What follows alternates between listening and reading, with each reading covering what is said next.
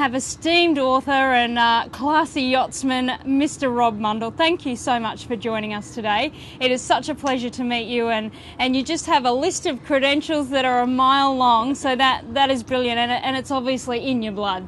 Oh, it's very much in my blood, Bernadette. It's my life's been around sailing all from day one, essentially, and it goes further back than that because my great-great-grandfather was the master of a square rigger. So for me to be in the sport and enjoying sailing as I am is not surprising. So it was something that your family's obviously always been involved in, and that's how you first got involved. I first got involved in sailing through just the family being on the water, and I remember putting around Sydney Harbour at a very young age in a little launch, but my actual sailing activity started when I was 11 years old at Middle Harbour's 16-foot skiff club in Sydney. A mate invited me to join the crew of his boat. The moment I stepped on that boat and we went out and did our first race, which we won, that helps, I was gone, absolutely gone. I knew that I'd found my passion, I'd found my sport, I found everything where I wanted to be, in essence. And you slowly progressed to bigger and faster boats? In essence, yes, but sailing's not all about bigger and better boats. Sailing's all about having fun on the water, and it really doesn't matter what size boat it is. As long as you're out there, as long as you're enjoying yourself, as long as you're sharing it with your friends, although you can go by yourself and still have a good time. That's what it's all about, and that's what I love about it. The other big thing about sailing is it's one of the very few activities in life that you can essentially do from 8 to 80. There aren't too many things that you can do in sport and as a pastime, fishing maybe, where you can do it from 8 to 80. So what do you think would be your favourite or the boat that gives you the most thrill? I love speed. I always have. I've raced 16-foot skiffs, 18-foot skiffs on Sydney Harbour, multi-hulls. Today I love racing monohulls as long as the competition's good, but to do some cruising and do some racing, I'd always go to a multi-hull, believe it or not, these days. And what do you think has been the best race that you've raced in? Oh, wow. Well, there have been a lot of spectacular races I've been involved with. Miami to Jamaica, the Middle Sea race around the Mediterranean, Sydney to Noumea, beautiful races up in the Whitsundays out of Hamilton Island. The opportunities, that's another great thing about this sport, the opportunities are worldwide, and the places you can go to, the events you can become involved with, the people you can meet. It's just such a cosmopolitan activity, and you just don't get it out of your system. Now, you mentioned Hamilton Island. You've had a lot to do, I understand, with I guess the setup of the regatta up there. Well, I'm one of the people who was involved with the regatta from day one, and it is now without doubt Australia's premier keelboat regatta, and it's a very proud time for me in as much as the Oatley family now own that island. They're taking the regatta from strength to strength, and it's now going into its 28th year, and it's not losing any of its pace. Its appeal is growing, so it's really, and in fact Hamilton Island Race Week is now a world standard regatta without any shadow of doubt, and it's something that yachties and Australia can be very proud of. And I guess the other thing Australia is proud of is, of course, the Sydney to Hobart. We all know about that, and you've been, I guess, lucky enough to sail in a few of those races, and of course commentate a lot of them as well. Yeah, I went into journalism as soon as I left school, and I was extremely fortunate after a few years where I was able to combine my sport with my career, and that inevitably led to the Hobart race, the America's Cup, Olympics, etc., etc. But with the Hobart race, I think I was 17 or 18 when I reported on my first race. I've sailed in it 3 times, but the race is actually an occupational hazard, nice hazard that it might be. And yeah, I've covered the race now 30 plus times, 35 times, 36 times, I think. And I guess one of your international best-selling books, Fatal Storm, is based around the events of one of the races. Yeah, the 1998 race, which we all remember, was that terrible tragedy where 6 sailors died. I was in a situation there where I was covering it for the race for the Australian, as I always did, and for the Channel 10 television network. And suddenly, within a matter of hours of the start of the race, we knew that it was destined for tough times, but we didn't then realise how bad it would be. And as it progressed, it just got worse. At one stage, for me personally, I had 20 friends unaccounted for, and they were missing for a day, and it just got bigger and bigger. And I suddenly realised that the story, the real inside story of what happened there, what could be learned, and what went wrong, was far greater than television or newspapers or magazines. It was a book, and I grabbed the opportunity to do that book. And yeah, fortunately for me, Fatal Storm's still selling worldwide. It's in 6 languages and just still making me very happy. So I guess during the writing process, it must have you know brought up some more harrowing memories for you.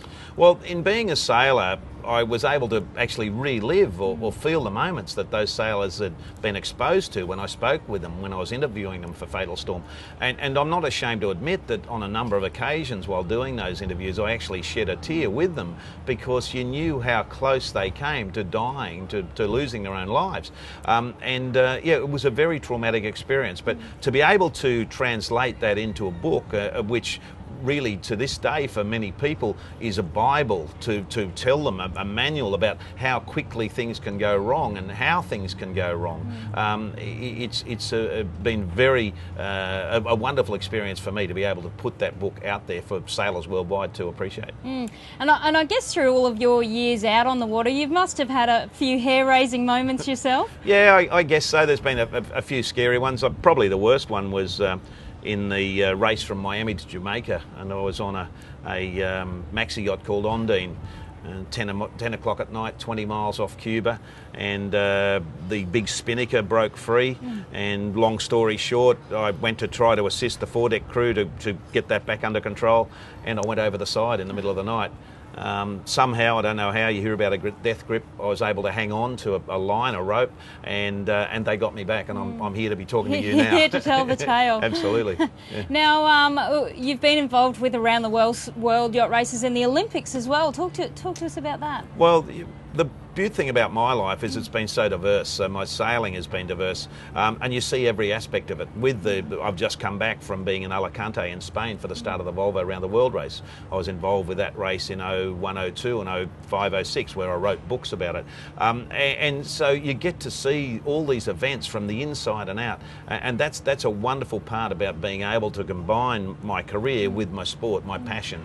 And it's no matter where you go, there's always something different, something entertaining. There's always a lot of fun, and certainly great camaraderie with both the competitors and your media mates. Now, you've already achieved so much in the yachting world. Are there any other aspirations you still have that you're aiming for? Well, really in life in general, you should never stop trying to achieve. You should never stop trying to find new challenges, new levels of excitement, because if you do, you just stop. So life's worth living, life's there to be lived, and yeah, I'll be always looking for a new challenge, something entertaining, something I haven't done. Right now, my next desire, I think, is to put in the water a new fast cruising yacht that I can race occasionally, but go and do some exploration and continue to have a good time and maybe write about it. And you still enjoy racing today? Oh, very much so. Yeah, it's once the adrenaline pump from racing is fantastic. But you know, again, it's another great sport where you can cruise or race or just relax or go on anchor in an anchorage and do nothing.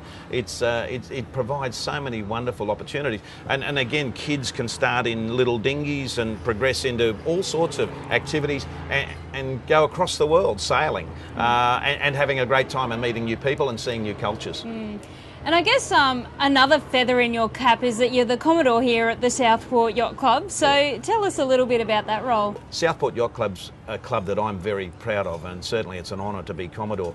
It has the reputation for being the friendliest yacht club on the coast. In fact, I've just got some friends here from Sydney at the moment. They've cruised from Sydney all the way to the Kimbleys and back, and they stepped off their boat last night and said, this is the one club that we really love coming to.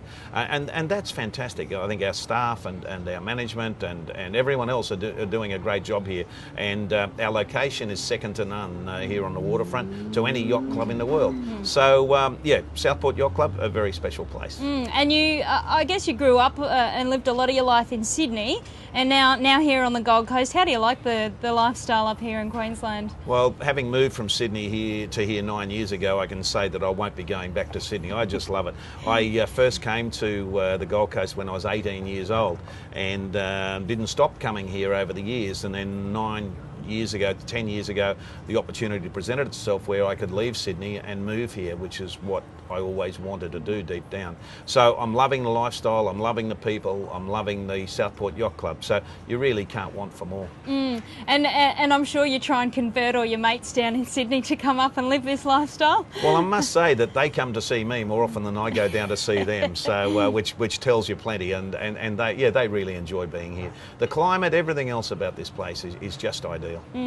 Now, I guess, do you have any tips for maybe some first-time sailors or people that are a little nervous, I guess, about getting out onto the water? Well, there are two ways to get out on the water, but the best way is to go to a sailing club or go to a yacht club. Just about everyone provides an opportunity to learn to sail.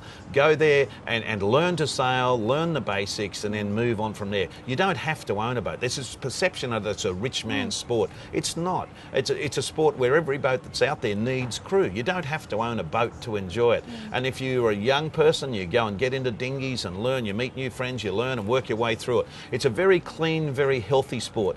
It's one where you need to be a little bit fit. You get great exercise. You're at one with nature. It's quite unique. It's I guess you'd call it a very clean sport. If you're older, you're never too old to get into it. I've got a friend who actually was 30 odd years old, and he actually qualified for the Olympics, and he'd never been sailing until he was 30. So it's something that you can do, as I've said before, no matter your age. And it's a very special place to be, out on the water and under the sail. Can I ask you, what's your boat of choice at the moment? My boat of choice right now would be a fast cruising catamaran, a little bit radical, about 45 feet long in the old language, and a boat that would be not only exciting but comfortable. And as you get older, you want that element of comfort. Well, Rob, you are a wealth of knowledge. You're obviously so passionate about the water and yachting, and you've got a list of credentials that are amazing. Thank you so much for your time today. It's been brilliant speaking with you.